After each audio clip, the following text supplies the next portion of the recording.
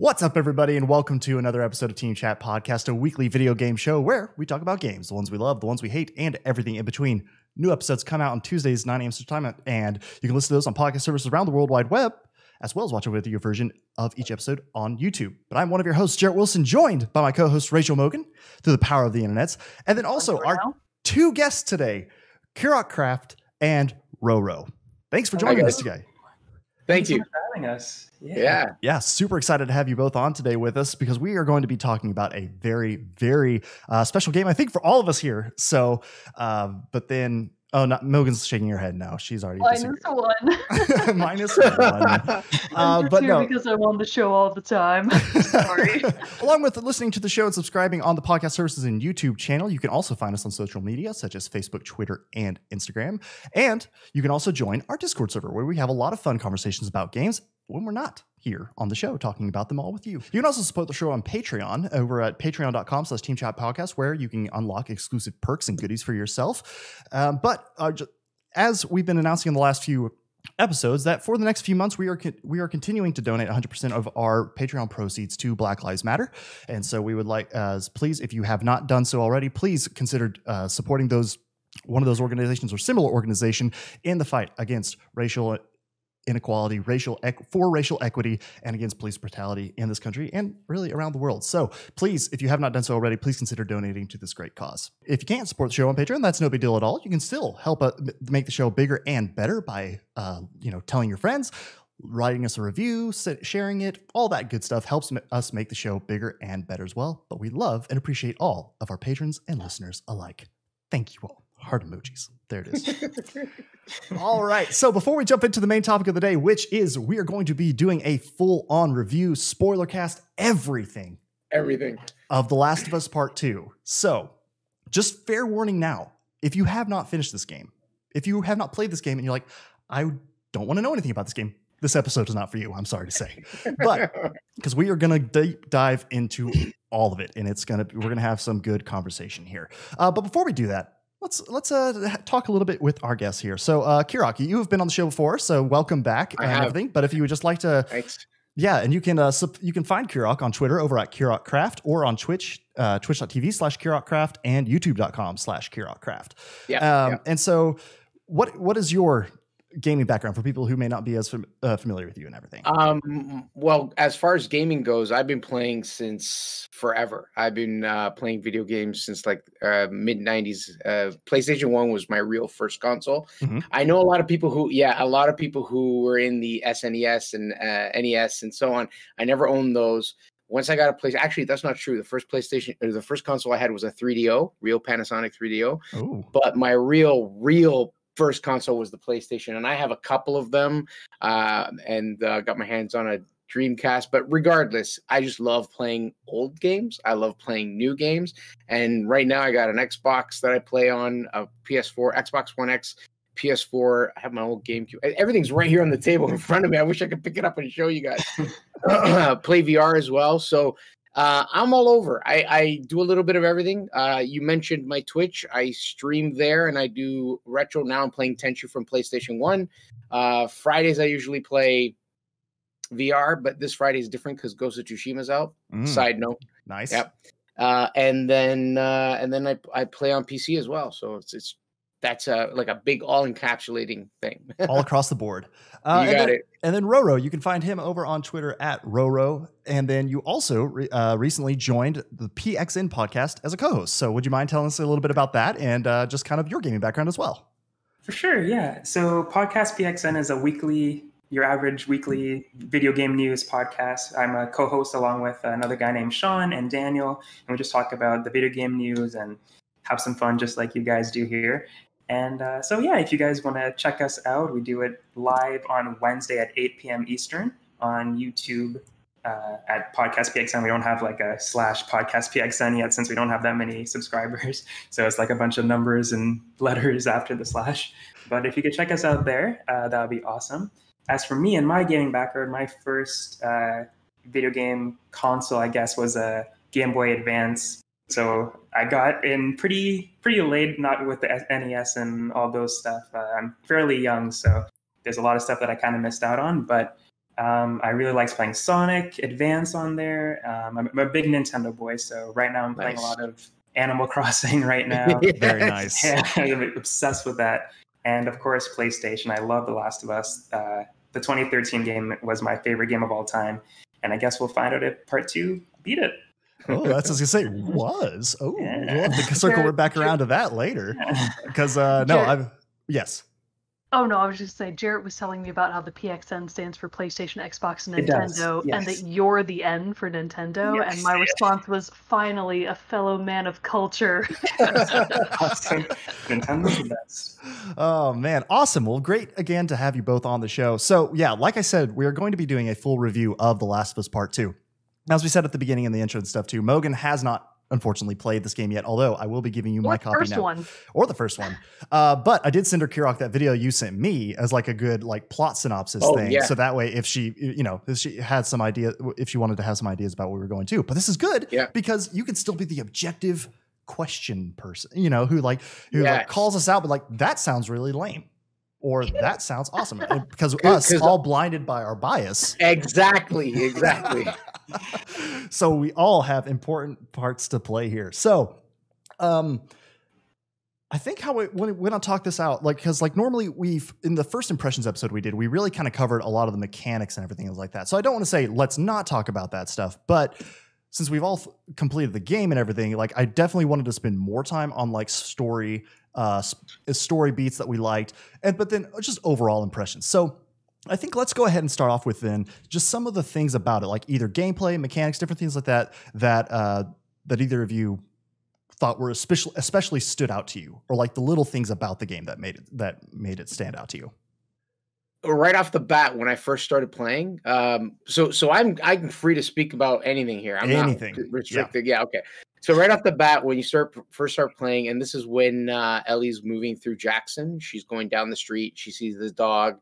There's the guy playing the banjo. There's the meat place across the way. I did explore a little bit. I know the game is kind of trying to take you down the line, and then you go into the what's it called, the Bison. The like bar restaurant. Something by yes, that's right. So, anyways, the thing that got me was, believe it or not, the thing that's probably least standout was the fact that when you went up to the building where there was a meat shop and somebody was cutting meat, and it was the character, the NPC was in there. It was a 3-dimensional space. You had no access to it, but it was detailed to the point where there was a side of beef hanging. He's cutting it up and so on. And I'm going, man, they went through the whole trouble of rendering all that into the game as a part of the game. And you're never going to step in there. You're never going to go in there. It's just something you look at and go, wow, that looks good. When in the past, say games from 20 years ago, that was just a flat storefront, textured onto a flat surface. Right away, that thing, I was like, holy smokes, that looks amazing. Like it was blown away just by that simple thing. A little later on, there's a part where you're sneaking around outside, I think it's a grocery store, and I hit or brushed up against some of the trees, and the snow that was on the trees just fell off.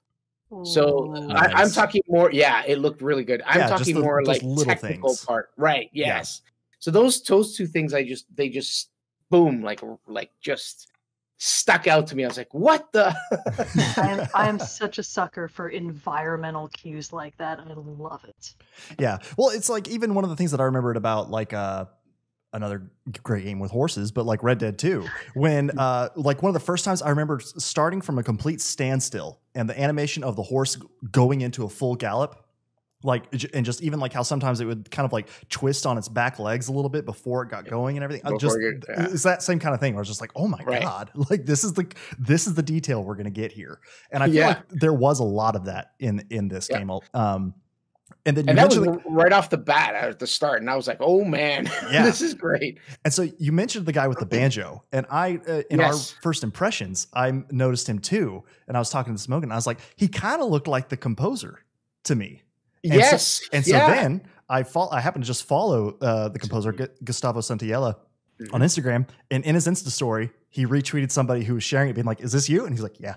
So they actually did stick him in the game, which I thought was an amazing nod, because like The Last of Us is a great story, great characters, great writing, but the music of it is so much. And especially I think even in this game, more than the second, more than the first, the music is such an important key to this in building this atmosphere. So RauwRo, what stood out to you, do you think?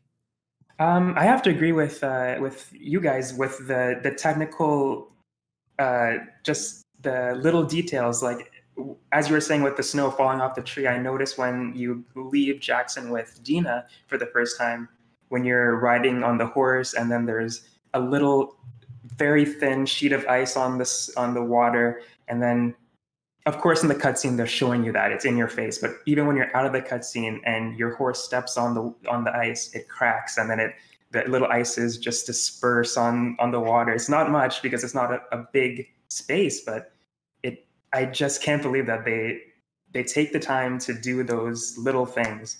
And there's another part with Abby where you're running from the horde of zombies, and there's even more of that because you're sprinting, you're not looking where you're going, you're bumping into everything. Yes. And there's a scene where you're kind of in a cornered area where there's a bunch of different ways you can get to the exit, but I was just so blown away as to how I got there. It's like, how did they know that I would run into some zombies this way and then backtrack and then jump on this thing and then jump over here? But that wasn't the only way to get there, but that was the way I went. And I was just so shocked that they thought of every possible thing that I could have done in this area to get out. And it was so cool. It blew my mind, just being able to find a way to get out of there. It was just, that moment was stood out to me. And there's many more moments like that where you can play any way that you want to. I think the gameplay in this is something that stood out to me.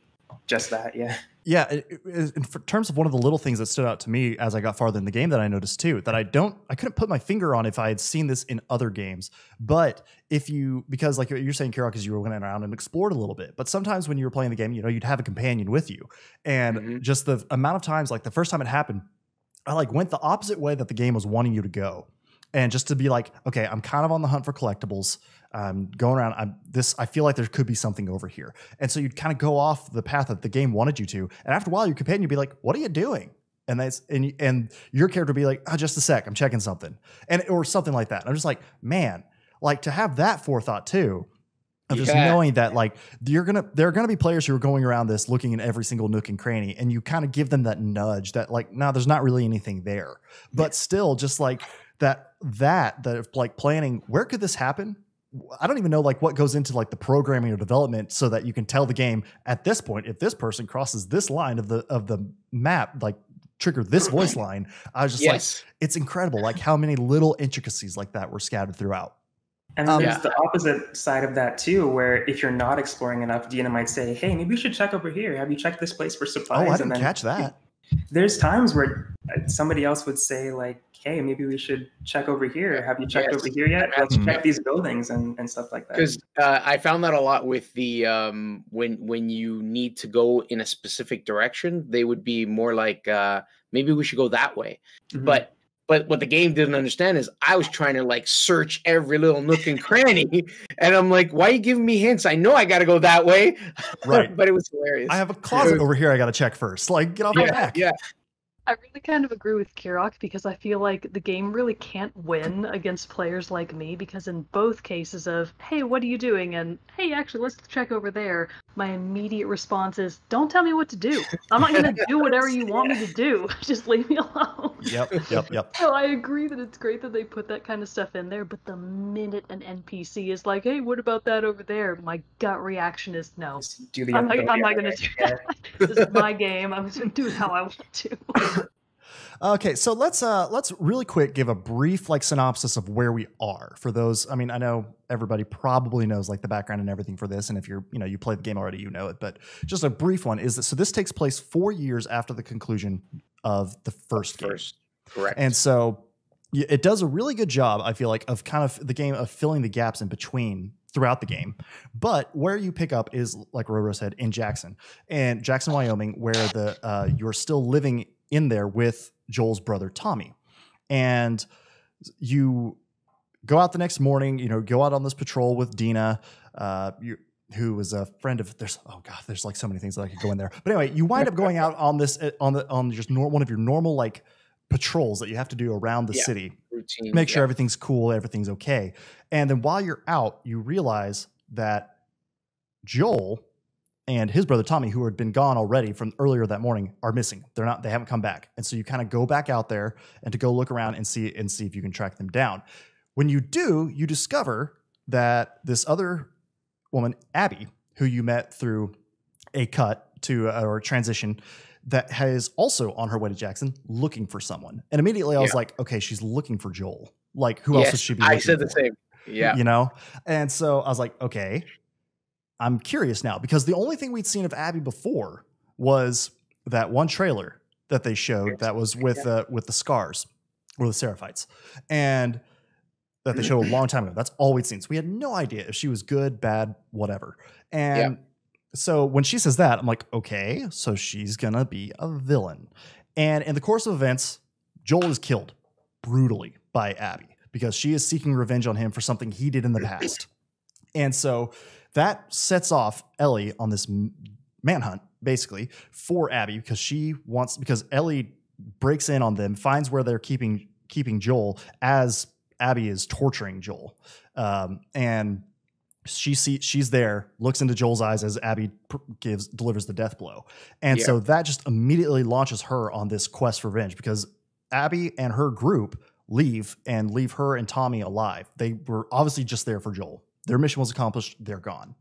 Yeah. And so you wind up leaving Jackson, and then Dina comes with you. Ellie's friend Dina comes with you. And then, or I guess at that point, it is fairly established that they're not friends. They are in at the beginning of the game. Gal pal, perhaps. Well, yes, but like at the beginning of the game, it's still kind of like will they, won't they kind of thing. And then very quickly after that scene, or on their patrol, really, you get the idea that like, nah, they're more. Something more there. There's something more there, and that becomes more and more apparent and more clear, and as the game goes on. But so Dina goes with you, leaves Jackson, and goes with you, and you're actually following Tommy, because he busted out like the next day and was like, I'm going after him. After like Joel was buried and all this stuff. Ellie would stay. Yeah. And hopefully hoping that Ellie would stay, but she doesn't. And so you wind up going to Seattle in this hunt for Abby and her group of friends. And so we'll kind of fill in some gaps now in this first little bit. So like when you were doing the patrols, like for one, like how fun was it when they discovered, what was his name? Eugene? Was he the old? Yeah. His like bunker and everything. And he had like a full like pot farm growing in it. Yes. And a freaking gas mask with a bong. With the bong right here. Bong gas mask. Oh man, that whole part, I was just like, this is hilarious. Like this is super funny, and just a totally random thing that they threw in. But so what did you guys think then? Because this is the thing that I was like, oh, this is so different. Because technically the game doesn't start in Jackson. It actually starts with Joel and Tommy on a run, and Joel is recounting all the events of like what happened in the Firefly Hospital at the end of the first game to Tommy. And it's clear nobody else knows that, other than Tommy and maybe Tommy's wife Maria, that Ellie is immune, which that was interesting. But then the thing that I loved is like in the opening credits, you're Joel. Then you quickly transition to playing as Ellie, and then you get to play as Abby. So like getting to play all three characters, and I was suddenly like, okay, so Abby's going to be a much bigger thing in this than I was anticipating. She's not just a story character, like you're playing as her. So like, how much are we going to get to do this? Or is this just to get to build the mystery of it all? But so this first like little chunk leading up to Joel's death, what were some of the standout moments to you guys in this part? Okay. Let's see. So one of the things that, because obviously when Joel passes away or when he's killed, I'm like, oh man, he's dead. And I'll go into a little later about how I was hoping a certain thing would happen, but I thought now that he was dead, it wasn't going to take place, but they take care of it in the flashbacks. Okay. But anyways, my thing was this. I walked away from the game after playing my first sit down. I only played like maybe just after he was killed. Mm-hmm. And I was thinking, oh, damn. I only played as Joel for like 5 minutes in the game at the beginning, right after he talks to Tommy. We just ride the horse down and that's it. because you don't even play as Joel unless the first part where you're strumming the guitar for a little bit, right? So later on, it was confirmed to me through the game as I finished it that you don't play as Joel, and everyone I think wanted to play as Joel, but you don't play as Joel. Joel in this game, you play him for like maybe 2% of the game, 1% of the game. You know what I mean? And that's one of the things that kind of struck me. But it took the whole game, not just that first section. It didn't really cement itself till later. What else? When the scene transitioned over to Abby and her group in that chalet, I was like, who are they looking for? As soon as she goes, do you think he's here? When they were looking over Jackson over the hill. And the first thing that came to my mind was he. They said he. Who are they looking for? It must be Joel. And then my mind starts racing. What about what? Why are they looking for him? And I was thinking right away. I started formulating ideas as to why. Oh yeah, same. And I was pretty close to what it actually ended up being. In fact, I think I was bang on. It's just they kind of put a twist in the story. Initially, I was saying, it's a revenge. They're looking for him for revenge, and the revenge they're looking him for is because at the end of part 1, Joel ends up killing what's her name? Marlene. I think. Marlene. Yeah. I keep thinking Madeline, but it's Marlene. Yes. And so I thought they were a group of the Fireflies. At this point, they hadn't indicated that they were the wolves, but they were former Fireflies. So I had that right? Yeah. And so anyways, that all said, I right on that one scene where they're on the mountain, I'm thinking, oh, they're looking for Joel. Oh, it's because they killed Marlene. Oh, it's the Fireflies. So I hit on like a few points like right away. Yeah. Which part of me was after the whole gameplay and everything went through, part of me was like, okay, a little predictable, but still it made sense. The story had to go somewhere like that. I think it was perfect. What did you think, RauwRo? In these opening credits, opening moments, of course, I'm super excited playing as Joel, as you were when we just started. It's like, oh, cool, this is a nice little opening. And the very beginning, when he's telling Tommy about what happened, immediately gripped me. It's just like, this is so tense. Like, he's laying it all on the table. Obviously, you can't keep this from your brother for very long. So I understood Joel opening up to Tommy about that, and him at the end of that conversation being like, Tommy's like, Joel, what did you do? And then Joel's like, I saved her. And then they go off, and it's like, holy crap, okay. Yeah. I'm in. And that was heavy for me.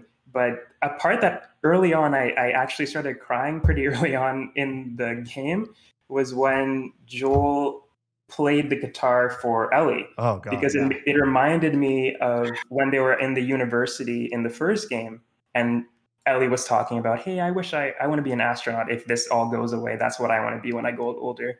And she's like, what did you want to be, Joel? And Joel's like, I want to be a singer. And then Ellie's like, really? No shit? Like, you want to be a singer? Just sing for me. And then Joel's like, no, I'm not singing for you. And yeah. And they go back and forth, and Joel's like, please sing for me. And Joel's like, oh, no way.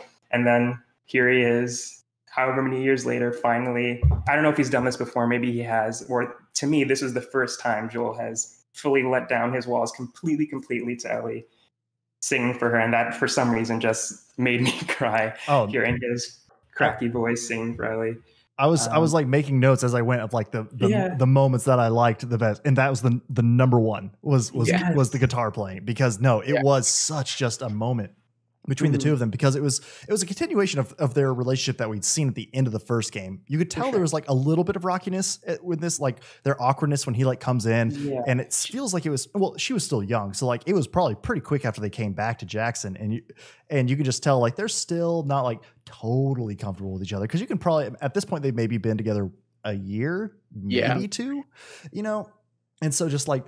And you could just see the nervousness in Joel, but you also know it's what he wants to do to show her how much he cares for her, and like, and all that. And so, that was an incredible scene. But so then, how did you guys anticipate Joel being killed so early, or did you anticipate he was going to die at all? So I didn't expect it to be so early, because the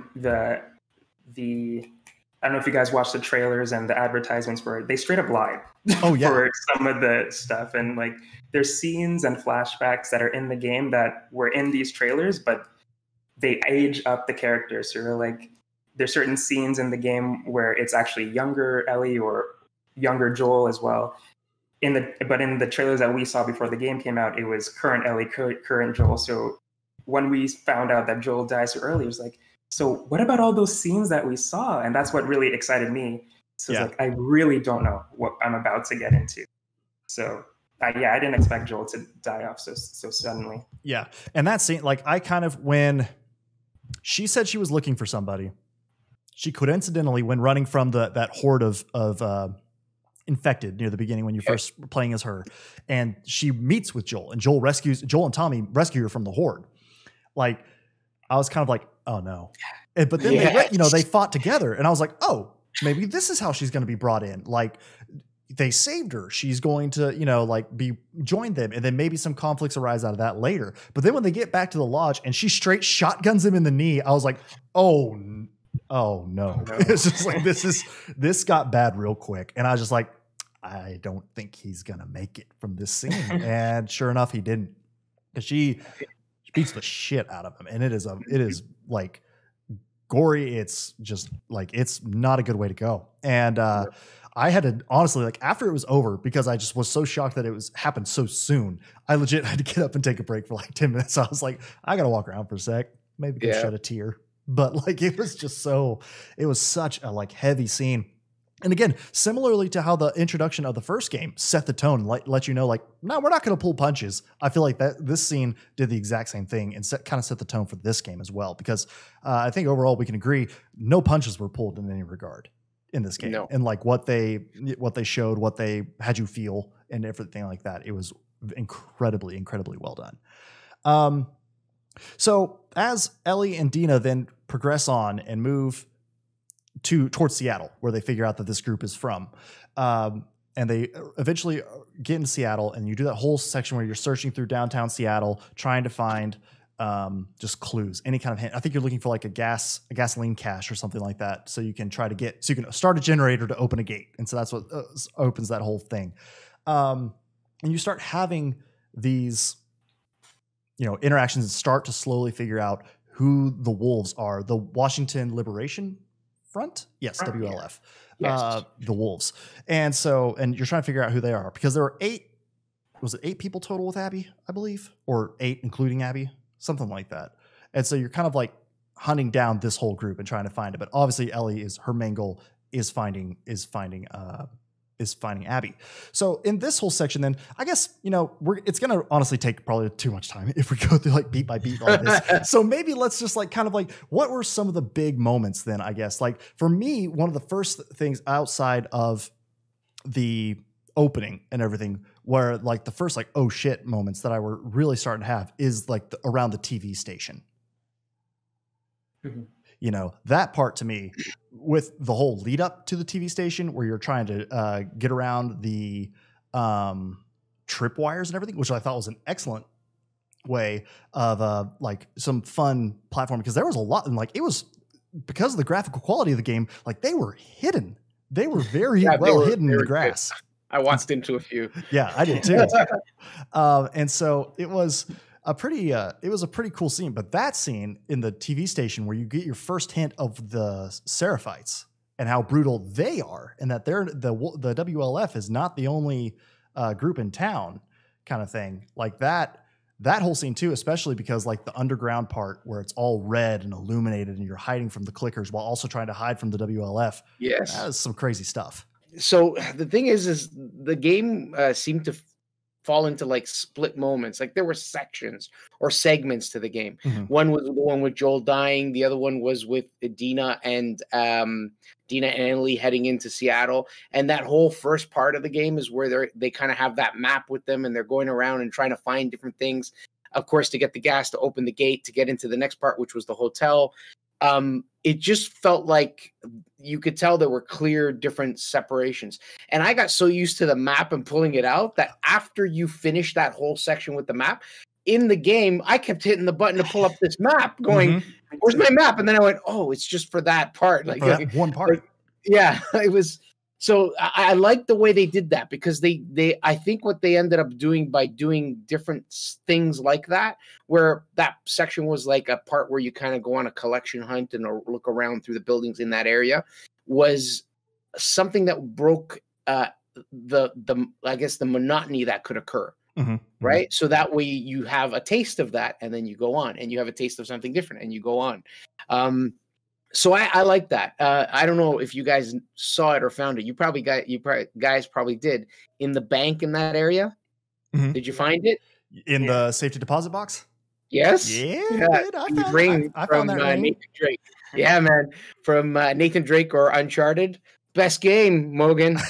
I was watching Kirrok stream when he found like the PlayStation 3 with the Nathan Drake games on it, and I was like, put those in the garbage can where they belong. But that ring, that made my night when I was playing that part and I found the ring. I was like, this is great. And I forgot the game, when I say the game, I mean the universe of Uncharted and the universe of The Last of Us are the same universe. I thought that was very interesting too. But then also interesting that there's still Uncharted video games sitting on the console. Yes, I thought it was interesting. Like, oh, so this is the same world. So is he just like it's like it's famous? He's famous. Yeah, he got games made of him. Yeah. So I guess let's see. Do what? Too much, but not to backtrack too much, but I feel like you guys kind of glossed over what Abby's actual motivations are. You know, I watched some of Kirrok's streams, so I kind of know at least some of the background. So it wasn't that she was seeking revenge for Marlene. You know, there's kind of some other background stuff there. So could you guys talk about that a little bit? Sure. So it's later revealed that my first guess for who she was is I thought she was maybe David's daughter, the cannibal guy from the first game. You know how one is a cannibal sometimes. Yeah, I mean, the whole group was, the whole village was, and like that was the one that Ellie and Joel specifically, like they cleared that one out. Well, I guess Ellie did more than Joel, but Joel helped in the end when he was coming to rescue her. But like, that's the first person who came to my mind. I was like, okay, maybe she's David's daughter. But then it was revealed, and this is what I thought. Like, it was a great connection, kind of what you were saying, Kirrok. It's a great connection, and not the most obvious one. Because you were right, like it was the Fireflies. She was getting revenge for the Fireflies, but a specific Firefly, the doctor who was supposed to operate on Ellie to develop the cure, was Abby's father. And it shows that in a flashback. And I was like, when that happened, I was just like, what? Whoa. Like it just like, I was like, that makes perfect sense. You know what I mean? It's like, it's the perfect person who at the beginning you would be like, you wouldn't think of them. I didn't think of them at all. I just thought like, yeah, Firefly. It's the Fireflies. But then to point to that character specifically, that even through flashbacks and cinematics kind of flesh him out more as a character. Like you in the flashback where it's revealed you're playing as Abby and you're like helping him save a zebra that escaped from the zoo in Salt Lake City. You know how you see the giraffes in the first game. In this one, Abby finds this zebra that's caught in a fence and her dad helps her take care of it. And he was like, because the zebra was pregnant, I believe. And so like, he's trying to be taking care of it to help it have a birth. And then I was like, holy shit, he's the doctor. And so like that whole part reveal was pretty impressive. Like RauwRo, did you think he was like, that's where that was going to go? Or did you have where were your impressions on what Abby's origins were coming from? So unfortunately I did have the game spoiled when all the leaks and stuff were going on. So I did kind of know why Abby was doing what she was doing. I didn't get everything spoiled, but that obviously is a very important thing to have spoiled. So I did unfortunately know about that. When going into the flashbacks, for some reason, I wasn't using my thinking cap and I was just along for the ride. So those things still kind of surprised me as they were unfolding. But I did know Abby's intentions and why she was seeking revenge on Joel. Okay. Unfortunately. Man, that does suck. So overall then, once I heard there were the leaks, like I just went on I was kind of planning to do it anyway, but just kind of went on blackout for the game anyway. But how do you feel like that affected your gameplay at all? Like obviously this one, it was a pretty big reveal that once you got to it, you're like, oh, okay, I kind of already knew this already. But like overall, did that affect the game at all for you? Or was it still just like... In terms of Joel's death, I didn't think that would be so soon. So when it happened, I was like, okay, great. Then there's nothing else that has been spoiled for me. That's good. I've got an entire huge game to play. Either way, it would have been fine. If it was at the end of the game, I had an entire game to play. Unfortunately, the end is spoiled for me. That's fine, but this is even better. It's the early parts of the game. I still have an entire journey to play. So it didn't affect me too much.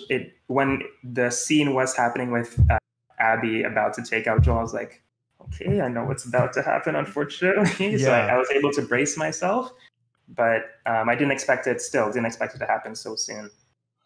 So RauwRo, then what were your overall impressions? Because it's like, you know, as the game goes on, you do wind up eventually switching as you go through Seattle and you go through the different days of Seattle. You then, if the game like switches, goes back in time, and you do the same 3 days in Seattle as Abby.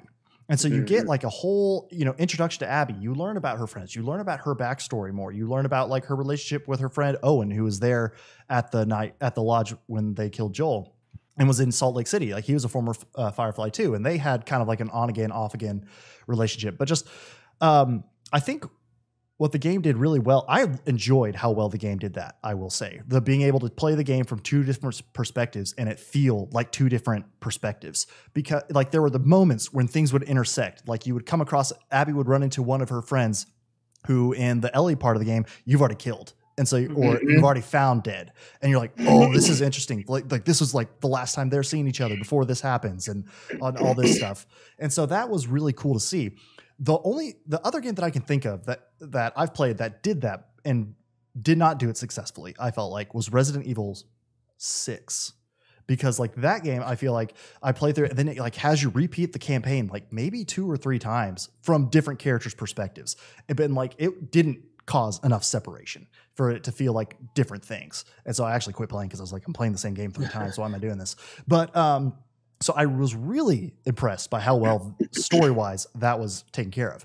But also then what I felt the game did really well is that it flipped Abby, at least in my mind, from being a bad person into being like, I think I like Abby more than Ellie. You know what I mean? Like as a character, you know, and just like even as a person.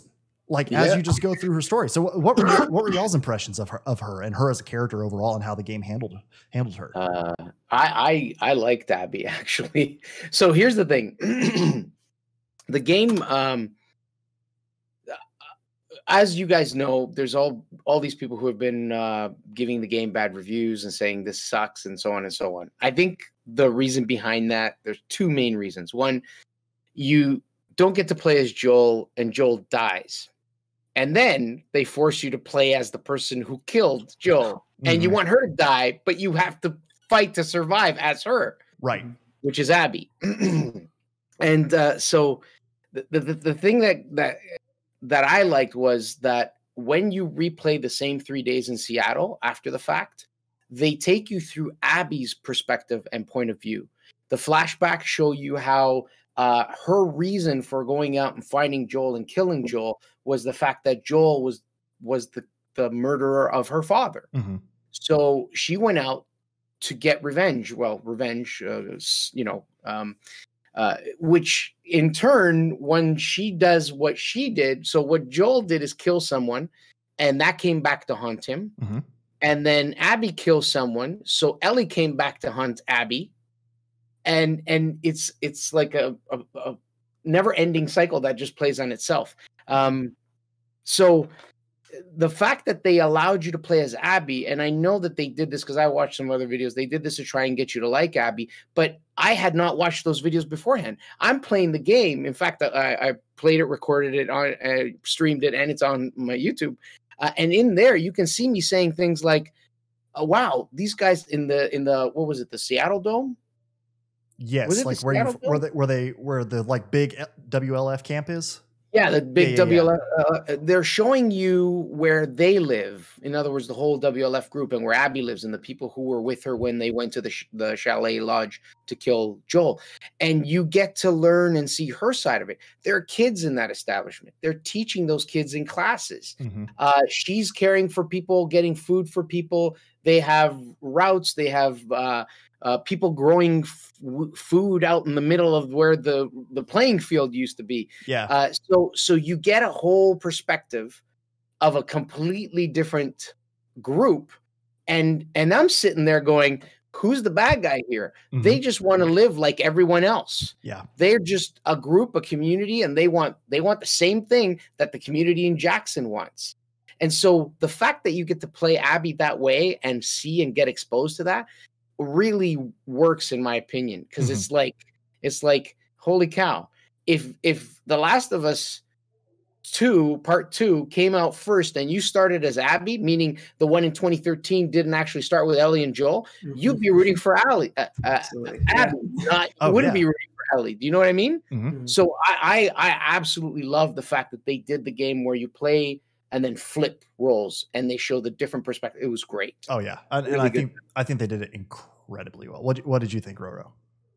Yeah, I completely agree with what Kirrok said. I feel like The Last of Us, the world, it could be told from anybody's perspective. Like we were talking about the bank people or the bank heist that happened if you explored that area. And there's a whole story that they tell there. They could do like a little spin-off game of just that. And I would totally like just a little like one-off series of you just following these guys doing a heist on Outbreak Day. How silly they must be, but go ahead. I can tell you what they would call it, and I've said this, that they should make a spin. The Last of Us Outbreak Day. Done. Perfect. Oh yeah. And they could have different stories in that Outbreak Day heist, Outbreak Day, like different stuff that happened on that day. But anyways, what I feel about Abby, I didn't enjoy playing as her in the beginning. Like obviously the feeling that of Joel being killed by her are pretty fresh when you switch and you're like, oh, this girl, she just took away Joel from us. Right. But as Kirrok was saying, as you progress, you understand her. Maybe they don't want you to love her, don't want her to like her, but they want you to at least understand where she's coming from. You don't have to love this character, but hating her, like after you play the entire game or as much as you had with Ellie, like there's 10 hours you spend with Ellie and maybe 10 hours you spend with Abby, you at least understand where she's coming from. And maybe you might feel, you might start to dislike Ellie for what she's putting Abby through and Lev through and the different characters that that Abby finds and she starts caring for. And there's a lot of parallels between Joel and Ellie and Abby and Lev that I found. And even down to at the very end of the game, like literal parallels where what Abby's doing is what Joel did for Ellie at the end of part 1. Yeah. But I loved Abby as the time continued. But the revenge cycle was so hard to watch from both sides. Like all these people that Abby cared for, all these people that Ellie cared for, it's so hard to see them being taken away if they would just both chill out for just a second. Yeah. There's so many chances that Abby gives Ellie to just like, listen, you don't understand what I went through, but I had to do this. I did my thing. I'm going to let you go. She lets him go. Ellie still comes back, tries to do it. And Abby almost kills her again. And then she has something that is there to stop her, which is Lev. And she's about to kill Dina, which is Ellie's reason to, I guess, keep pushing forward now that Joel's gone. And so she stops when she sees Lev. She's like, okay, this is Ellie's and don't let me see you again. And then Ellie ruins that chance again and goes after, what's her name? Abby again. Yeah. So there's so many chances that I saw Abby give Ellie that made me like her even more and more. That just made me just like facepalm when Ellie just kept going out, but I understood why. But that's what I mean. That's why I think I almost liked Abby more in this game, you know, and it's just because, she had mercy. She had restraint. Granted, there were times you could tell she wanted to go off and like, especially in their second encounter and in the theater. Because then what happens, you know, to catch us up to where we're talking about right now is that you go through the eventual 3 days from each perspective, and then it culminates back at this theater in Seattle where Ellie and Dina had been hiding out. And throughout the course of her investigations and everything, and then searching through Seattle, they eventually met up with Jesse, who was Dina's ex-boyfriend, but then they're both friend from Jackson. And he followed him not long after they left to try to help him, because he's like, they're going to get into some trouble. And so they eventually do meet up and find again Tommy and everything. So they're all back in the theater. And so when Abby comes to this point, like, she like beats up Tommy and everything. And then Jesse and Ellie hear the scuffle, run into the room to go see what's going on. And as soon as they like bust in the door, Abby goes off and pops Jesse in the head and like shoot and kills him. And I was just like, oh my God. That was I was shocked when that one happened. Because what you find out throughout the course of the game is that Dina is actually pregnant with Jesse's child, because they had broken up not long before the events of this game started.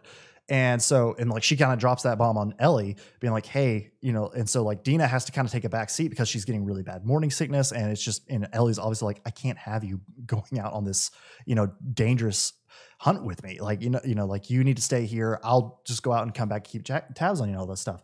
And so then that's how eventually Abby almost kills Dina, is because when they're fighting, when Ellie and Abby are fighting each other, Dina comes in to try to save Ellie. Yeah.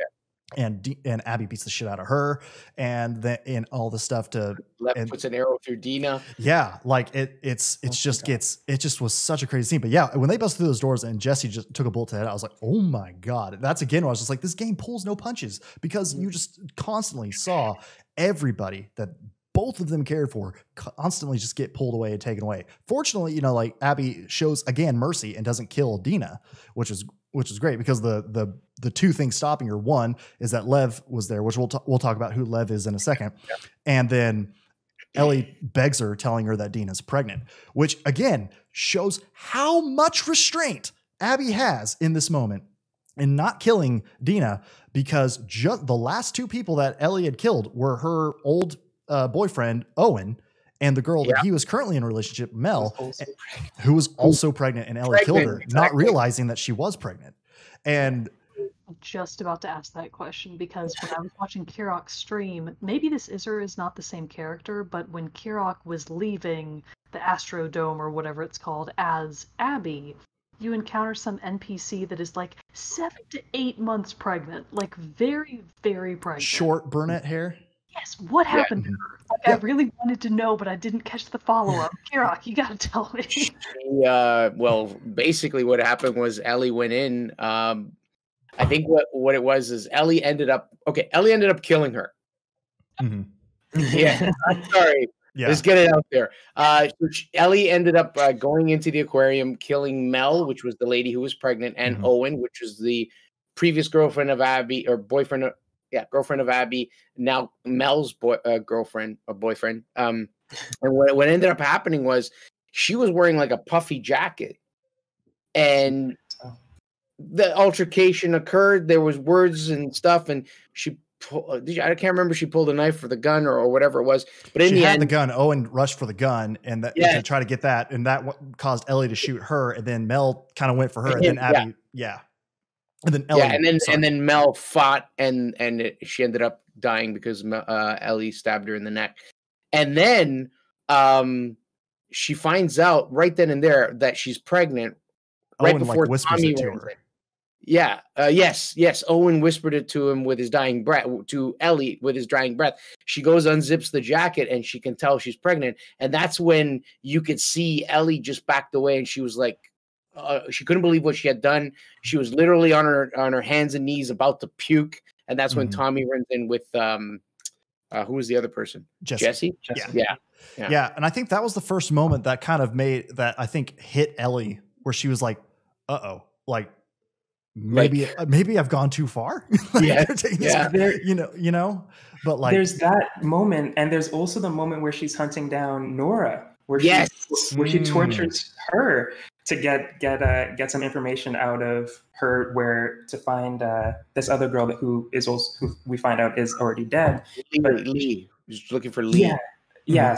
Something like, I think that's who we were looking for. So we go after her, and that's near the subway area. So that's like the red lit, awesome that area was so cool. But you take out Nora, and then when she goes back to the theater to tell Dina what happened, she's in like pretty shaken about what she just did too. So she goes, but she keeps pushing herself because she wants to get that closure, but she keeps pushing herself too far, and that's where it gets her, killing a pregnant mother. What I found super interesting about that scene, and we're not, to be clear, we're not talking about the scene with Mel and her killing Mel. The scene in the hospital with her trying to get Nora to talk, right? That scene there, they leave it in the player's hands. Right. So you literally have to press the button to have her finish off being the monster that she's becoming. Yeah. And that's like, I was like sitting there going, I don't know if I want to press this.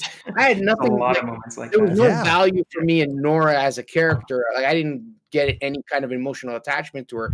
But that, I think, is one of the first times when you start to see the bad side of Ellie coming out, like really bad. And they make you play it out. It's so...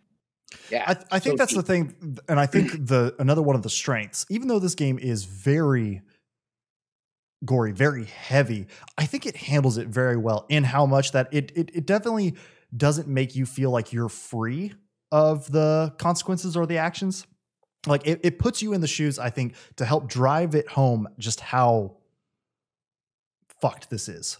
Like in every sense, you know what I mean? It's just like in how both parties are, Ellie especially, is kind of out of control. Both people, set off these cycles of revenge that like need to be stopped. One of them has to break the cycle eventually, but who's it going to be? Because they both seem equally locked. And so when, Abby makes it back to the theater, and before she and Ellie get into it again, but after, she kills Jesse, they're doing it. And she tells Ellie, and I loved it. I love this moment. She's pointing the gun at Ellie and just like, I let you live and you wasted it. Like Abby was totally fine letting just bygones be bygones after that. But Ellie had to come back and, and do this. And then and the next thing, their fight takes off. Abby just straight up like pops Tommy in the head. And I was like, what the fuck? It just right there. I was like, he's dead. It's over. Tommy's gone. Yeah. I was just like, holy crap. Like this is just later he didn't die, but that's it like severely messed him up though. But like he didn't die. And so let's circle back then. So we talked about Lev. Let's talk about Yara and Lev and like their storyline and their importance to the story too.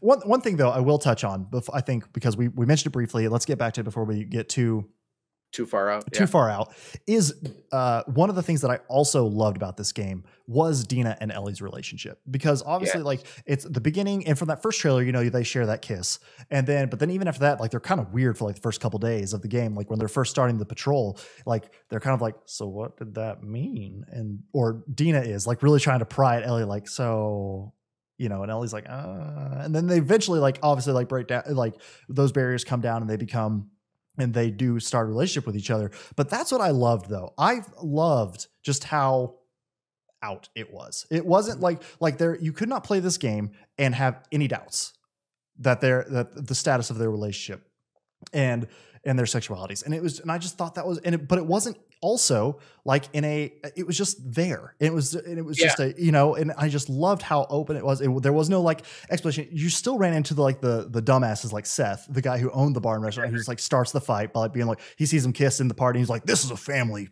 party, family gathering.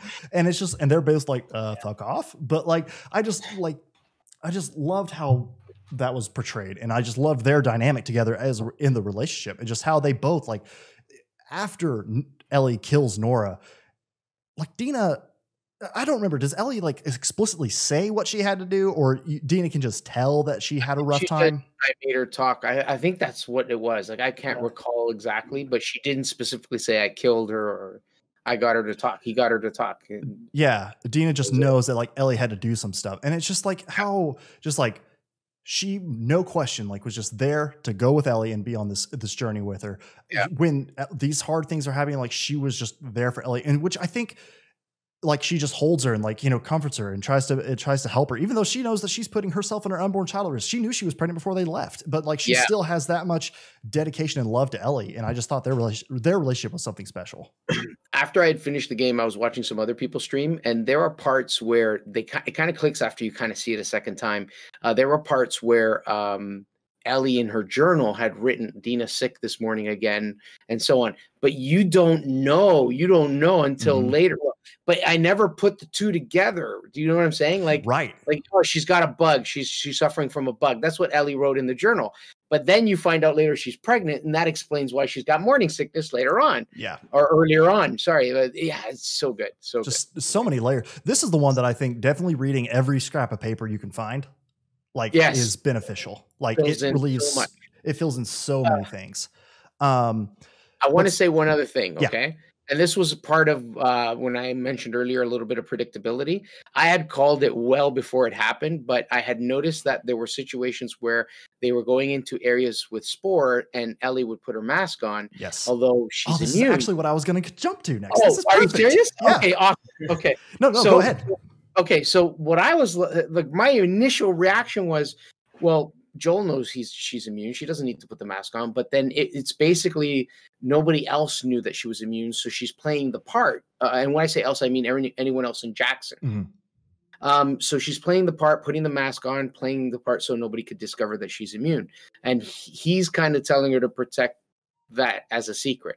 So I was like sitting there going, oh, you know what's going to happen? There's going to be some hectic little action scene. Something's going to go wrong. Her mask is going to break, and somebody's going to be like, oh, my God. And I hate to say it, but that's exactly what happened with Dina. It was such a great sequence, never mind. But bringing it back to what you were saying, the relationship between Dina and her, Dina was like ready to say, we can share the mask. I can give you, I can keep you going. Yeah. And Ellie was like, no, what are you doing? No. Even though she had already confessed back in the scene where they were in that place with all the marijuana, right? Yeah. And she didn't believe her, but it ended up being true, and she was blown away. So. Well, because Ellie was covered up, that she got the tattoo to cover her bite mark, and then she because it had like healed and scarred all weird, she just claimed it was an acid burn, a chemical burn, or something like that. And so that was my question too. I was like, why is she hiding it? But then it makes sense because it's like once you find out that there's somebody who's immune to it, like. You can't keep that secret forever, kind of a thing. And then, good people could try to come find her for that. But then also a lot of bad people could come and try to find her for that. So I understand Joel wanting her to hide it. But yeah, I thought that was really key too, that she hid the immunity but then that's what they have that realization. They escape from that place. I don't even remember where they were. Was that the subway? It was right after subway still? The red light scene. Nice. And so like Ellie tells her like, no, for real, I'm immune. I tried to tell you this before. And then Dina's like, okay, well, secret time for me. I'm pregnant. So it was like, that's how that whole bombs, boom. Yeah, it's like, okay, well, you're sharing, I'm sharing. So here you go. But so jumping back then to introducing of Yara and Lev and their introduction into the story. They're the characters that you meet in that trailer where they first showed Abby off, which I thought was interesting. These weren't just like produced trailers that they made just to show off the game. Like they were full cutscenes. Like those first two trailers that they showed, the party that they showed at the E3 2017-18, and then that trailer with Abby were just straight cutscenes. And so I loved the whole introduction, and it was the moments with Abby and Lev specifically, because you see in that cutscene, Yara gets her arm broken by the Seraphites in a very brutal fashion. Like they just beat her arm with a hammer, and so Lev and Abby have to go off after they escape and reconnect with Owen and Mel, which. This is another thing, like another sub thing to this is that Owen and Mel are trying to leave. Owen's trying to get away from Seattle because he heard the possibility of a new Firefly camp. And so they want to leave because the WLF is an incredibly violent force. They are, total domination. It's like them and the Seraphites, they shoot on sight kind of thing.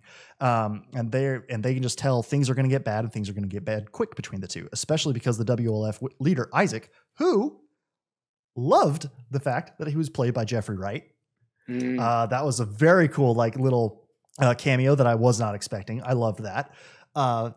When they knew that stuff was going wrong, and they shouldn't be just in this eternal conflict, basically. And so Owen was trying to leave, especially since he had a child with Mel on the way. And so they try to convince Abby to leave, and so that's why they are already feeling sympathetic a little bit to the Seraphites. I feel like so Abby knows that she can once. Yara and Lev helped her escape from the Seraphites, she's like, okay, I can bring these two back to them because like I've got to help them now and take care of Yara's broken arm. And so it was the moments though that I felt like with Abby and Lev where those are the times when it made me feel like I was like, Abby's just a good person. She made a terrible mistake. Let's not like sugarcoat that by seeking revenge on Joel and everything. Not saying Joel didn't make a bad mistake either. Like Joel was not innocent in any means, like we saw all that he did and the actions that he did in the main game. But what about the 20 years before that of the first game? You know what I mean? True. Like what was he doing in that time too, when everything was really crazy? So like, I'm not trying to like excuse either of them really, but it was still just like those moments with Lev is when I feel like you really got to see Abby's humanity, I feel like. And I think that was the contrast. Abby still had her humanity. Ellie at this point I believe had far lost it, like by this point. And so I feel like that was what was very impactful for them. But what did you guys think of the Lev and Yara and everything, and like their introduction to the story and how they played out with everything? I thought they really helped me connect with Abby a bit more. As I was saying before, it took me a while to warm up to her, but Yara and Lev kind of sped up that process. Yeah. Just seeing her care for them, and as I said before, the parallels between her and Lev and Joel and Ellie were definitely there.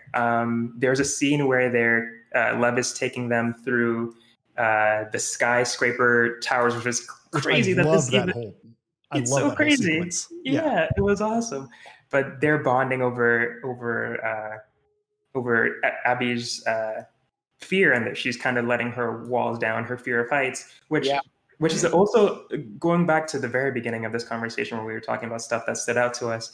An interesting thing is if you look over an edge when you're Abby, like if you're just standing on a little cliff, it shows you like her perspective, like she gets starting vertigo, the controller starts shaking a little bit. And if you're doing it as any other character, it's just, you're just looking down a pit. But if you look down a pit as Abby, the fear is actually part of her character, which is, I thought was really cool. Yeah. But yeah, Yara and Lev are awesome. There's something that I saw online with how the flashbacks that both Ellie and Abby have, how Abby keeps having these nightmares about the Firefly, the hospital where her dad was killed. And she keeps waking up freaked out every time she has them. But when she decides to go and do something good and try to get this closure she goes out to help Yara and Lev and say, I could do something here. I don't have to just leave them out there. These Seraphites don't have to be our enemy. At least these two kids who are completely innocent in all of this don't have to be.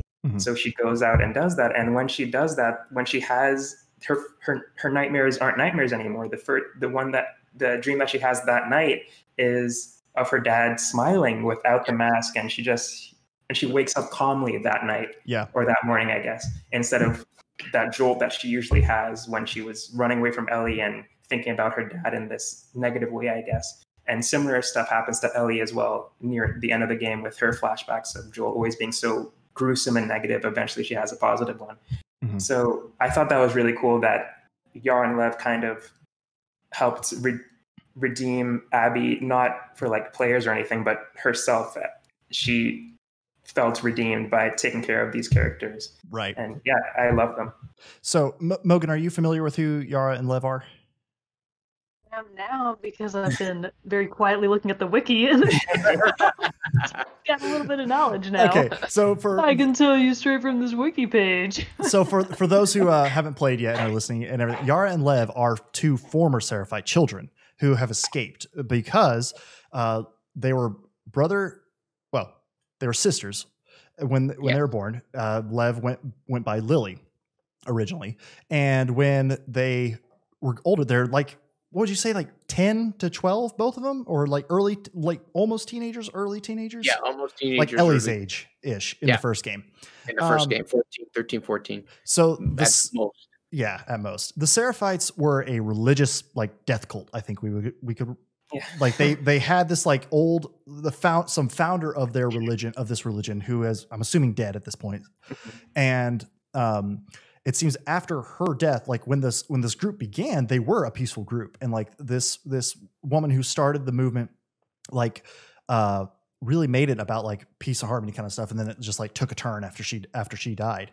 And so now it's this like very, very like strict religious cult, like they don't care if they die kind of stuff. And so Lily was supposed to be married to one of the elders, and gross, and was like, nope. So but she wanted to be a soldier like her sister Yara.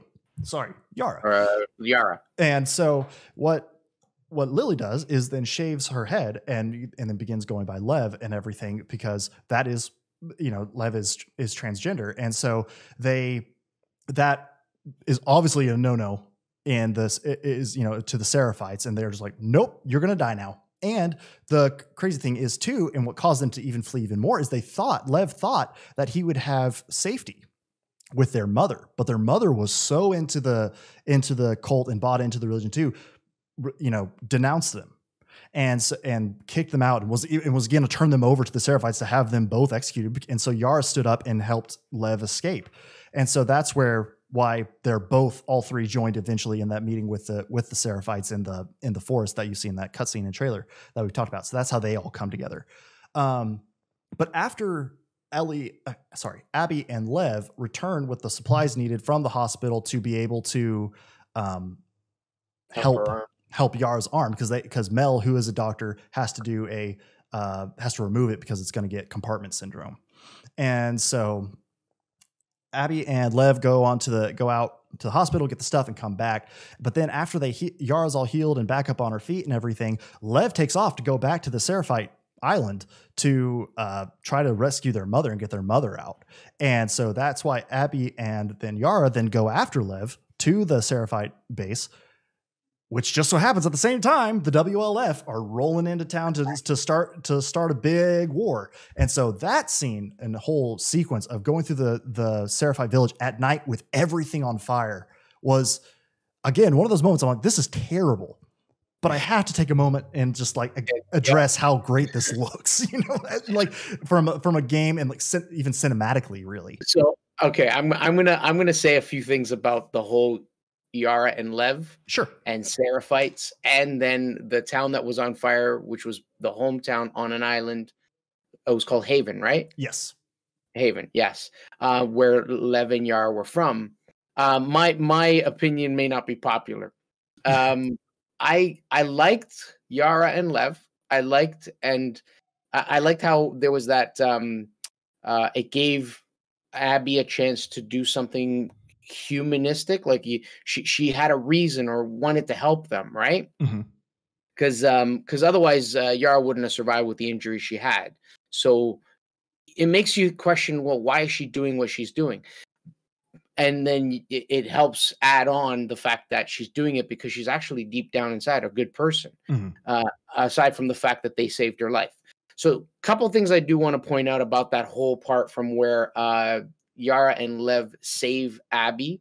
That sequence where they're hanging her and about to stab her in the stomach and gut her, that is probably the best looking graphical sequence. Like visually, it was the best part of the game, in my opinion.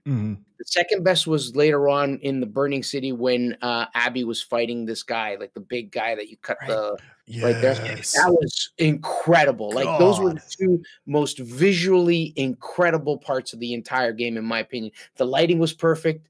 The rain in the nighttime, the lighting was all flame light in the dark. It just was intense. Yep. Now I'm going to say the thing that may make me unpopular.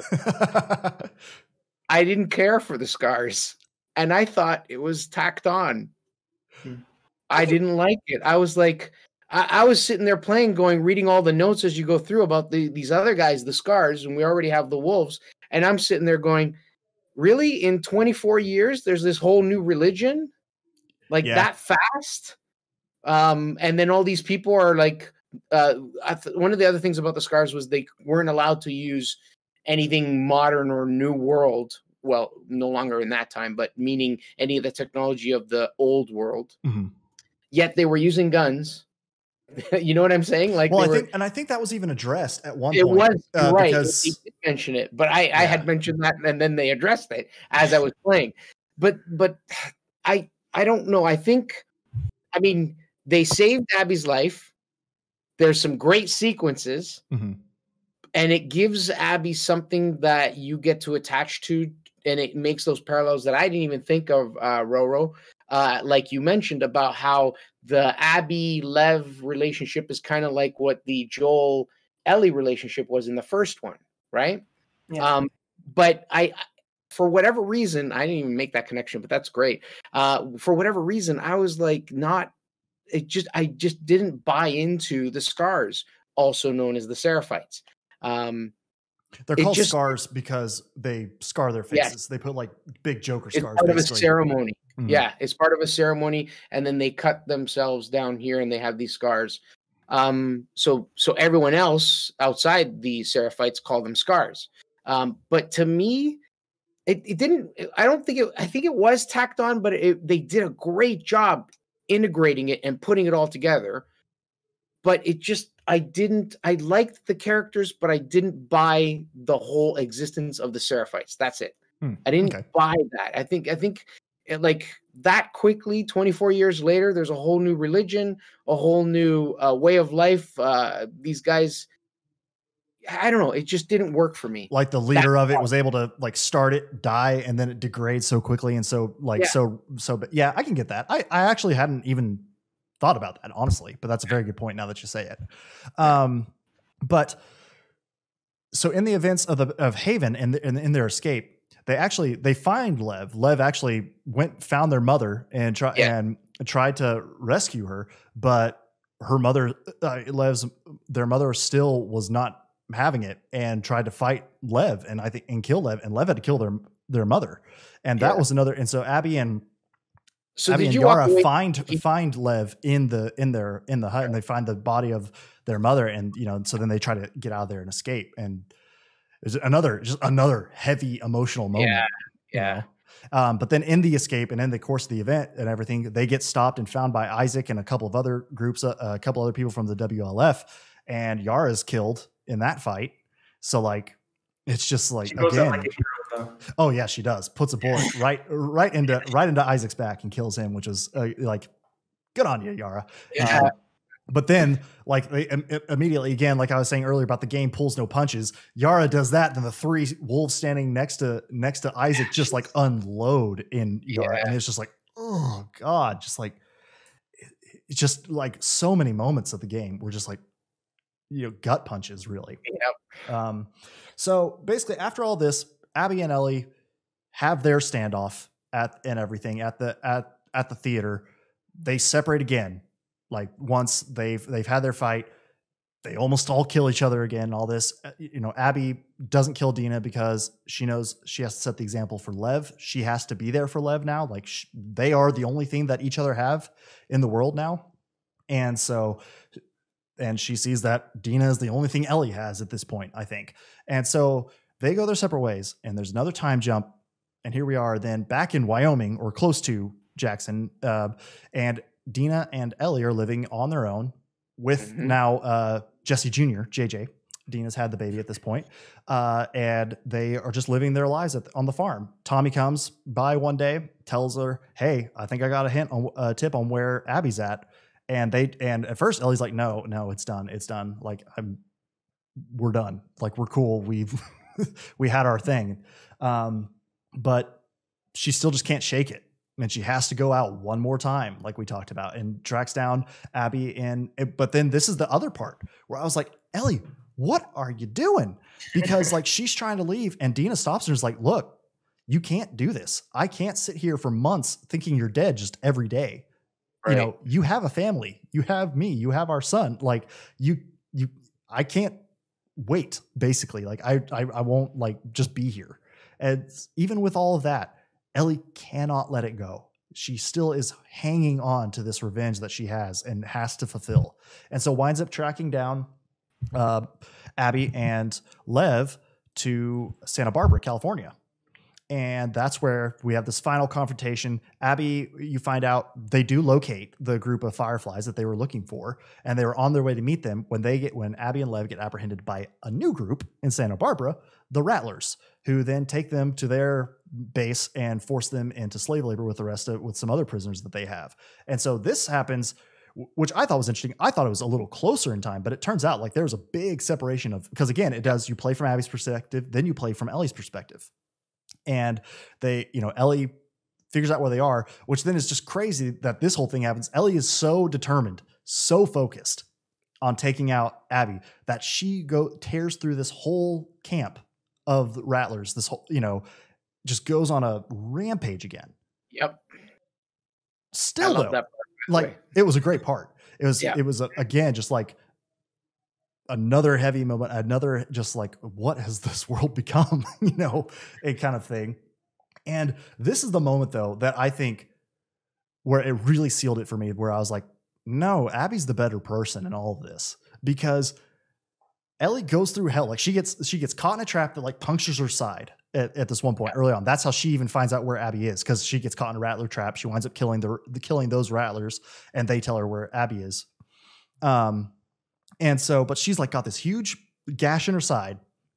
She's like, she even been telling Dina, like one of the reasons why she had to go is because she still sees Joel. She still has, on their farm, she had like a massive panic attack PTSD episode and everything. And that's what kind of like pushed her forward to like, no, I still got to solve this. But like, so she goes through all this hell. So she's like, she tells Dina, I haven't been eating. I haven't been sleeping. So in this part, it's cooler weather or warmer weather. So like she's in a t-shirt and all this stuff. You can tell she is like very emaciated and just kind of like not her normal self and all this.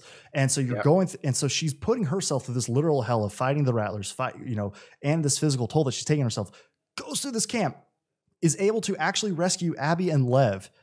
They all escape. And Abby at this point, like Abby was actually had tried to escape, and the Rattlers had put her on, her and Lev, in the pillars, which basically just like straight up, like crucified, hanging from poles, on posts on the beach. And so, and she'd been up there for a few days, you could tell. Plus she'd been in this camp and, held against her will for a long time. So you find her, and she is very emaciated and malnourished and everything too. Yeah. And you go through all this, you're both barely moving at this point. You get to the water where there's some boats so you can escape, and you're about to cross ways, and Ellie's still like, I can't let you leave alive. And I'm like, yeah, she sees Joel's face again, like right before Abby kills her. And it was in that moment where I was just like, Ellie, you're truly lost. Like, what's going on here? What did you guys think about that hold and then their final fight and all that? What were your thoughts there? Because I was legitimately, because you're playing as Ellie and you're doing this fist fight with Abby in the water, and you're beating the shit out of her, and it looks like you're going to win. I was not pushing the attack button. Abby killed me as Ellie's multiple times in this fight because I kept looking for outs. I was literally fighting the game. I was fighting the game, being like, I do not want to kill her. I do not want to kill her. I do not want to kill her. Please don't let me kill her. Like, and I thought it was legitimately going to make me kill her. And I was more upset about that after everything experienced in the game than even like Joel being killed at this point. I was just like, please do not make me kill Abby. And that's what it felt like it was happening. But how was that moment for you guys? So this whole Santa Barbara part is a really cool moment, and you're talking about the Rattlers, and when they come across them, Abby and Lev, like things are going good. They're just like searching for the fireflies, and it's like, okay, things are going a little too well here. And as soon as they're exiting, it's like, okay, something's definitely about to happen right now. Yeah. And old, Lev gets knocked out on the garage door, and Abby gets captured. I was like, of course, but this is so awesome. There's a new faction. They kind of hinted at it as you're walking through. They have like little graffiti on trailers and stuff like that. I was like, okay, something's going down here. So which I thought Abby and Lev were a little too like, very chill about. Yeah. I was like, no, what are you doing? Yeah, but I thought that was really cool. The whole jail prison camp that they had going on when you come up on it as Ellie.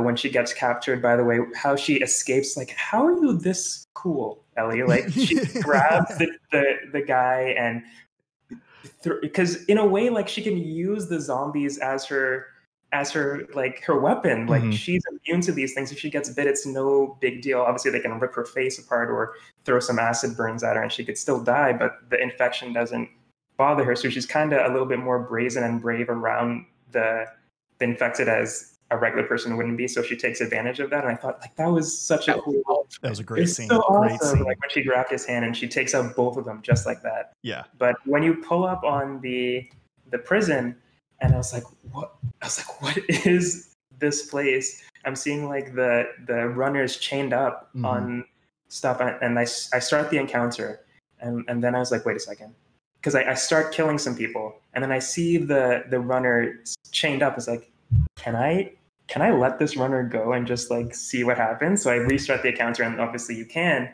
was like, oh man, did the same thing. This is gonna be fun. So I do my best and try and play it stealthy and like let the runners take care of the bad guys for me. Obviously, there's a limited amount of them, but it just speaks to the fact that you can use these guys as Ellie.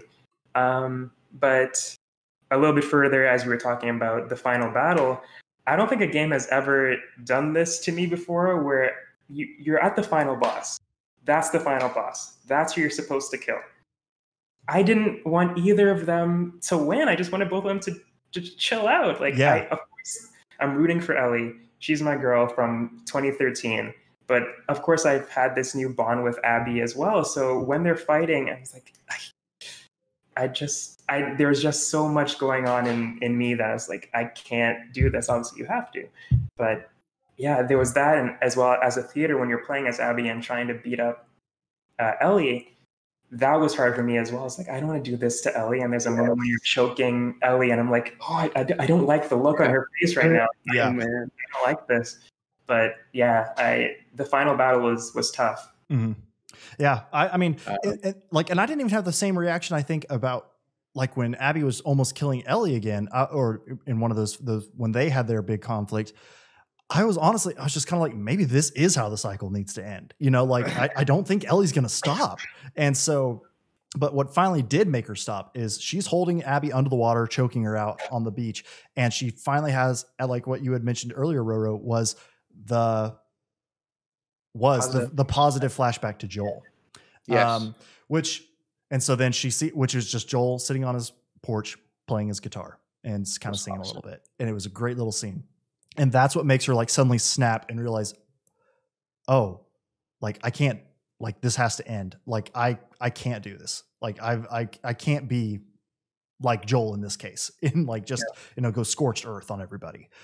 Because, like you had said earlier, RauwRo, like you kind of felt awkward at first playing as Abby because you were like, she just killed Joel. I kind of like, I don't think I felt that same awkwardness because I've even said it, I believe in past episodes, like I've kind of viewed Joel as an anti-hero more than a hero. Like, sure, he's a great character, like well-written, well-developed, but in just his utter selfishness is what causes, the really all the problems of part 2. Like that's why Abby's there, but having that moment, so then that's what leads though into what I think were 2 of the biggest gut punches I had, aside from all the like massive character deaths that happened in this game, were the 2 late game flashbacks that she did have with Joel.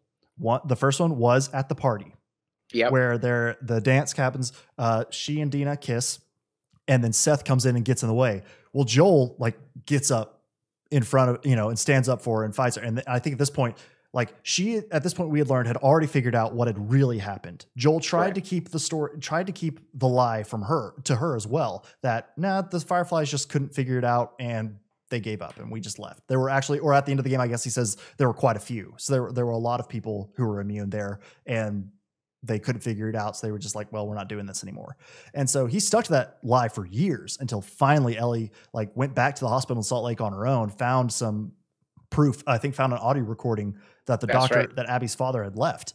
And so finally confronts him and she tells him like, I think this is probably 2 years before the events of part 2. And she's like, if you tell me the truth right now, I will come back to Jackson with you. If you lie to me one more time, you will never see me again. And so that's what finally forces Joel, because he can't lose her.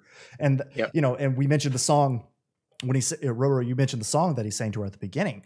That song was like a recurring song that came up, but it was just something like, if I ever lose you, I think I would lose myself, was kind of and so, you know, the love Joel feels for Ellie, it's very evident. And so that's like the thing. He's like, well, I can't lose you, so I have to tell you this truth. And, you know, it destroys her because like her whole purpose in what she even says was that she wanted to find some cure through her immunity because that would make her life have purpose. Mm-hmm. But Joel took that from her. And so now she's like, I don't know what my purpose is. And so then I think once she finally, when seeing that peaceful reflection of Joel, showed her what that, you know, like she can still have a person. You know, we don't know if she winds up back with Dina and JJ and everything, but like she can still hold on to who she is and move forward and be a better person. And I think that's kind of what like finally snaps her out of that, this like blind rage that she's just always been in. But so they're at this party. And so Joel steps in front of Seth and gets in their way. And I think this just kind of all these things that kind of culminated in Ellie, and she snaps at him and says, I don't need your fucking help, Joel. And the look on his face, another testament to how good this game is, the animation and the graphical quality of this game is, you can just see him die inside. Mm-hmm. Like it destroys him when she tells him that. And then I'm like, fuck, that was their last conversation. Yep. Because they go to bed after the party, and then Joel's already gone in the morning when she gets up, and then she and Jesse, the next time she sees Joel at that point when we were playing was when he's getting killed in the lodge. And I was like, oh my God. Okay, so that makes sense, a little more sense why she's so just like, they never got any closure. Like this relationship they had built and everything, it was just ended, just tarnished. But then we were thankfully graced with another flashback at the very end of the game. Yes, exactly. Where it goes back to that vision she had, that memory of Joel sitting on the porch playing his guitar. And there they do like have a kind of a heart to heart. And like Ellie's like, Joel said, I mean, I thought it was like a crazy thing for Joel. Like he's just like, if the good Lord gave me the chance to do that all again, I would do it. Because that hit me. And I was just like, wow. And then Ellie turns to that and says, I don't think I can ever forgive you, but I'd like to try. And that was their last interaction. Yeah. But then again, and why that got me so much is again, because of how they knew how to play with people's emotions and really get their emotions to what they wanted them to be. Like, and again, to the testament of where technology has come in games, like Joel is like on the verge of tears. You can see the tears like welling in his eyes, and just like, because how he is just like so afraid that he is about to lose the only important thing to him in this world. And it's just like that whole moment was, it pulled at the old heartstrings for sure. So overall then we're kind of at the conclusion. Ellie goes back to her home in Wyoming. And then another thing in their fight, Abby actually bites off her fingers, like 2 of her fingers on her left hand, her pinky and ring finger. Did you say you love Abby? Good job, Abby. I'll Gollum on him. And a couple of those off.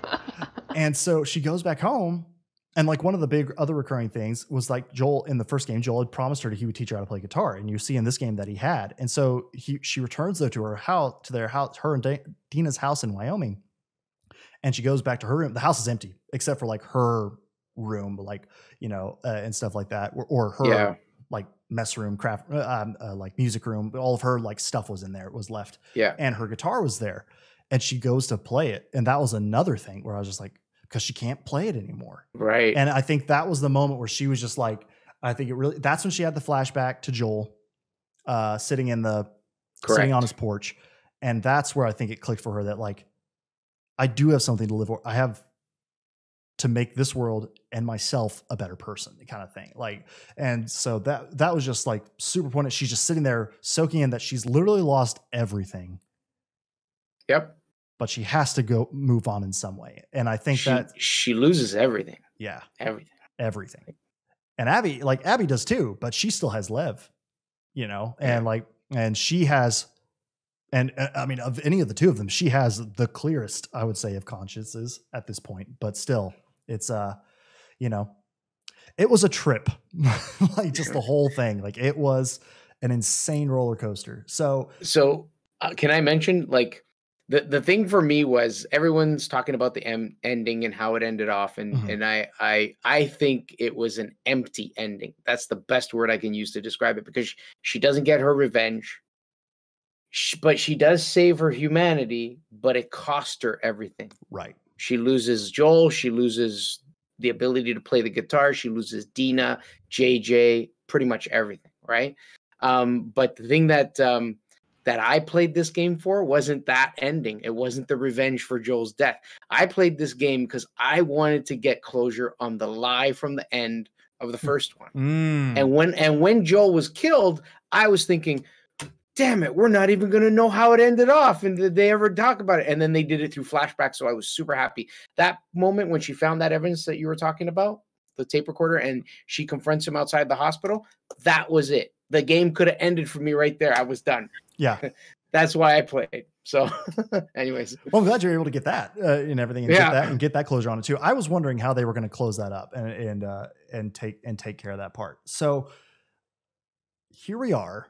We're at the end. We've reached the end of the game and the story and everything. So RauwRo, what, you teased us at the beginning of The Last of Us Part 1 being your favorite game of all time, which I will say it's mine too. Yeah. So what are our overall like summations on Part 2? In terms of story, I would probably quicker watch The Last of Us Part 1 if it were a movie. Mm-hmm. Gameplay wise, I would definitely come back to Part 2. That's just so much more fun to play. But in terms of story, I think I still like Part 1 better because I played that game countless times. Like I go back to that game a lot. Mm-hmm. And without fail, there's 2 parts that always make me cry. I don't know if that would happen for this game. I just think the emotions in Part 1 are still always get me, no matter how many times I play that game. Not to say that this game isn't a 10 out of 10 for me. I'm 2 10 out of 10 games. I just prefer Part 1 over Part 2. I still love this game though. Yeah. What about you, Kirrok? I actually walked away from this game liking it more than the first one. The reason I say I would like it more I do like it more is because I found the story to be much better in the sense that it was 2 parallel stories intertwining and then kind of crossing paths many times. And the way it was told was very well done. Yes. Even though I mentioned earlier, I wasn't a big fan of the scars and the whole idea of the scars, I can overlook that. Right. It's not the fact that a lot of people didn't like Joel getting killed and then playing as the person who killed Joel. I can overlook that. I actually thought at one point when we were in the movie theater and you were fighting Ellie, mm-hmm. I thought for a moment that the game was going to end with you killing Ellie and that was the end of the game. Yeah. And I was okay with that. I hate to say it, but I was okay with that. No, I agree. I think I would have been in the same boat. Like at this point, I thought Ellie as a person in her humanity, not saying that that's a reason that she should die, but just like she was gone. She was lost. she was not who she was in the first game. She was not who we played. And so I feel like that was kind of setting it up. For both games together they have to be together. You have to play them together to see the whole evolution. Anyway, sorry to interrupt. Go ahead. Oh, no. Sorry. No, I didn't realize you weren't finished up with your thought. No. But yeah, for me, I think I do have to go with Part 2. Like I know, and I could say that having both games just completed the fresh, like I've been in the Last of Us world for the last 2 months playing through the game, because I replayed the first game, RauwRo, right before the second one came out. So I could be fresh. Cause that was actually the second time I had ever played the game was when I just played it before Part 2 came out. Got it. And so having both of them super fresh, yes, the first one still hit super hard in all the same places that it had the very first time I played it. This one, I have to agree with you, though, Kirrok. The story of it and how intertwined it was, I think, is what sold it for me. The dual perspectives and how well done that was, I think, was top notch. I think even on like what I alluded to at the beginning, the soundtrack, I think, was even more impactful in this game and more driven and more driving along and had more emphasis on the experience and the atmosphere and how you yourself as the player felt, I think, even than the first one did. Like there, not saying it's not a good soundtrack. It's a fantastic soundtrack, but I just noticed there were so many more moments in this one where that stood out to me. And part of that too, I think, might be because this one actually had, along with Gustavo Santaolalla, he collaborated with Matt Quayle on the soundtrack, which Matt Quayle is the composer for Mr. Robot, which I don't know. Oh. And so that music is very just like deep, impacts deep electronic tones. And I think that was brought over and used expertly in part 2, because there were so many moments like when you'd be in a deep, dark underground part, or like a room full of the infected or hunter or the wolves or the scars. And that just like sound, like it's just like pulsing in your ears the whole time, made it feel like you're hearing and feeling your own heartbeat, Ellie's own heartbeat, Abby's own heartbeat. And I just think that how those all parts came together was just so well done. But I also agree with you, Kirrok. I don't think you can separate the two in terms of like, you could not play part 2 without having played part 1. I feel like, I mean, you can, but I don't think you're going to get the most out of it if you had played only part 2, or if you played part 1 and never played part 2. And so it's just like, I think they're a cohesively whole unit. So I don't know if it's cheating or not to say that I don't know if I could separate one or the other as like, you know, kick them off of like kick Last of Us Part 1 off of my number 1 spot on my top 10 list of all time, and then kick to like number 7 or something, like, and replace it with part 2. Like I don't know if I can draw a big enough distinction between the two to separate, but I think of the two experiences, part 2 was the better one. I feel like it's a pure continuation. It literally continues from the end of the first. Because you the first little bit, it's like right after you got to Jackson. Yeah. And then they flash forward 4 years. Yeah. Yeah. So it was impressive. So now the big question, though, to kind of wrap this all up and bring this to a close, should there be a part 3? And if so, what do you think it should be on? RauwRo, what do you think? Oh my gosh. It's a loaded question, but like, I was one of those people who, when part 1 ended, was totally fine with it being over, but I was totally lying to myself, because I wanted more. I wanted more of this game, Naughty Dog. I love their games, but I was fine if that was going to be the end. And as soon as there was news that there was going to be a part 2, I was like, let's go. I'm in. Yeah.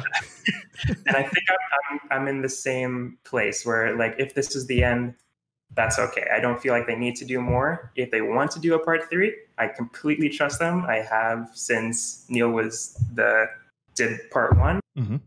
I think, as he said when he made part 2, if it's a story worth telling, they're going to do it. I feel if part 3 is a story worth telling, they'll take the time to do it. What do I think it'll be about? I think it has. I think they've said that The Last of Us is Joel and Ellie before. I don't know how true that is now, seeing that like we're kind of coming to the end. Joel is no longer with us. Ellie, where is she going? I like to think that she's going back to Jackson. There's a little note that they're a collectible that says, I think it's from Jesse's mom or Dina's mom or something like that, where they say, there's always a place for you back at Jackson, but this is before everything happens. But I like to think that she's going back to Jackson. But I don't know. I really don't know what part 3 could be about. It would be cool if they did like, where are Abby and Lev now? But I don't know how people would react to that, seeing how negative the feedback people had about Abby, whether it was deservedly or not. But I don't think that Naughty Dog really cares about those people and are going to make a story that they want to make. But I hope to see more of Abby and Lev on it. Nice. Kirrok, what do you think? So I don't think I like how it ended. I think it's the story, and it's a complete story. If they do a part 3, so if they actually label it The Last of Us Part 3, Ellie's going to have to be in it. What it's going to center around, I honestly don't know. I had no idea what the second one was going to center around, right? But during my playthrough, there were times where I was saying they could easily do spin-offs, which RauwRo mentioned earlier, because I was saying, like, for instance, there's that part where you finally get the bow and arrow. And yes, I forgot about that guy. There's a piece of paper that's a drawing from a child showing her father. It's her father in a drawing, and he's the bowman who's killed all the clickers. And then you kill this clicker and take the bow off him, and I'm like, that's him. That's the guy, right? And then even in the hospital, you pick up another letter where some guy's talking about how he's losing his mind, or he wants to see his wife, and then he gets hungry and he can't think straight. And then there's a few other things. But what I'm getting at is all that stuff throughout Seattle. They could make a spin-off exactly like what I was saying earlier, and they can make it all of these little letters. They literally have a story already in the story. Yeah. And I think if they did that, that might save them, as long as it's a really good story to tell, because they don't have to touch Ellie, because Ellie isn't born until 20 years. Well, no. Oh, there's some funny math. She's actually born in 2019. Oh, that's funny. Yeah, it's okay. But anyways, what I'm getting at is that might work. It may not be Ellie, it may not be Joel, but if the story's really good as a spinoff, I think that would be a better option, because they get a whole new character set that they could do, right? Right. So, yeah, I'm of the same boat, RauwRo, as you. As when the first game ended, I was like, I don't need anything else. That was the perfect package. And then they announced part 2, and I was like, yes, please give it to me. and then it came, and the whole thing is, and I had this thought, and I was telling Sam about. I was just like, I never would have guessed where they could have taken the story of part 2. But I was so blown away with how well they did the story of part 2. I would absolutely take a part 3 if they wanted to tell that story as well. And but I also agree with you, RauwRo, too. I think if it didn't focus on a brand new set of characters, I would prefer it to focus on Abby and Lev rather than Ellie. Just because I think if it focuses on Abby and Lev, because there's a whole lot of stuff of them going back, they go and find the Fireflies. They help build the Fireflies up. Maybe maybe then the third game you're playing as like Fireflies and trying to establish and rebuild that one, because of all the groups that are out there in the world, like the Fireflies seem to want to be the one that has the most pure intentions. I mean, they were the only ones actually looking for a cure, other than just trying to be like, the world's fucked, we just got to live with it now. And so I think that could have a lot of possibilities. I don't know though, if that were to happen, I feel like I would need to see Ellie.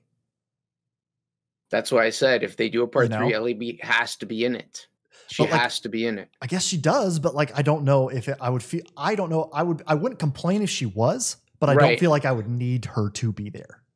What if they made a part 3 and it centers around Abby and Lev, but they go against Ellie as a new enemy? Oh man! Wow! Just like start the side. I don't know if they would do that then, because then I feel like that would kind of negate the whole point of, this one. But good point. You're right about that. But still, it was just like, I don't know if I would. I mean, I would be down for it. I think I'm not going to sell myself. I wouldn't be. I think I wouldn't take more if they gave it to me. Like I would absolutely be. Like, I would too, for sure. Please, absolutely, I agree with you. So I hope they make a multiplayer. That's right. An add-on or something like that, like they did for part 1. Yeah, I don't know if that's coming anytime soon, but that would be awesome if they. I know. I never. To me, it's a story game. I love factions in part 1. It was hard. The factions was hard, and so like I would like to see that come back. I think they've talked about it. Like it will be its own separate thing. I just have and sometime I think in 2021. I don't think it'll be until then. So like it'll be a bit, because I want to say I read from that Neil Druckmann said they're not going to do DLC like they did with Left Behind for the first one. Okay. So if they're focusing then on just building out this multiplayer aspect to like make people happy until Last of Us Part 3, I'll still play it. It was a super fun multiplayer mode, difficult as all hell, but it was fun. So, but so I feel like I've kind of reached the end of my thing on this. Where are you guys feeling? Like any other closing final thoughts you'd like to have? Mogan, any questions for us all? Like, I could go for a Rustin coffee. What were you saying, Mogan? Your mic didn't pick up at the very beginning. No, I just have a general question. Is there ever any indication in the game that there is a different doctor, aside from Abby's dad, that may still be able to perform the same procedure on Ellie that could potentially result in a cure? They haven't mentioned it in the game, but I'm assuming if there was at least one, there has to be another somewhere. So maybe that could be the direction that part 3 takes. Yeah, it's not a bad idea. That they might circle back around to that, because if I were Ellie and I'd lost everything and I had the potential to generate a cure, I'd be like, okay, time to go find a doctor to kill me. Take out my now seems like the time. Yeah, that'd be a good way to get into that. That would be an interesting story too. I think that could be a very good one too. Ooh, that's a good point. maybe Ellie goes to university and becomes her own doctor and then perform surgery on herself.